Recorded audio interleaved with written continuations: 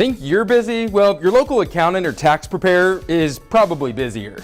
The pressure's starting to heat up, and it'll be like this throughout April 18th. Luckily, Jay Gassaway of Little Rock's Garland and Greenwood CPAs and advisors carved some time out of his schedule. He's sharing tips on making the most of your 2021 tax return.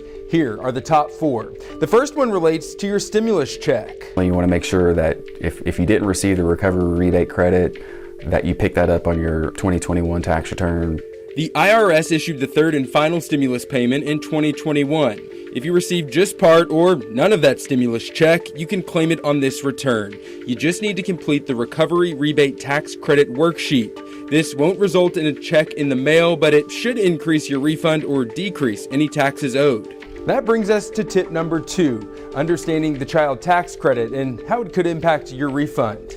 Under the American Rescue Plan, the credit increased and became fully refundable in 2021. The bill also allowed parents to receive half of their credit in advanced monthly payments. They can now claim the other half on their 2021 tax return. It's imperative when you file your tax return that you get that reconciled correctly. Some parents could get caught off guard by getting a smaller refund or owing the IRS more this year, but Gassaway says you should expect that if you receive the full advanced payment and everything else remained consistent from 2020.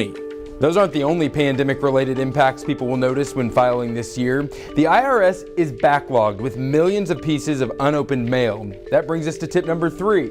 File early and online. If you e-file, it's an automated acceptance by the IRS. If you have your banking information on there, they can auto direct deposit your tax refund. And the earlier you file, that's just the less tax returns that you have to compete with to get your tax refund back as expeditiously as possible. And finally, this may seem like a no-brainer, but make sure everything on your return is complete and correct. If you have incomplete or inaccurate information, that's going to delay the processing of your return.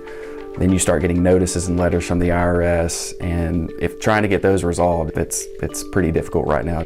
And just a reminder, you don't have to go through this alone. Basic returns can be self-filed, and that is cheaper, but if yours is a little more complicated with itemized deductions, it might be worth having a professional take a look or complete the return for you.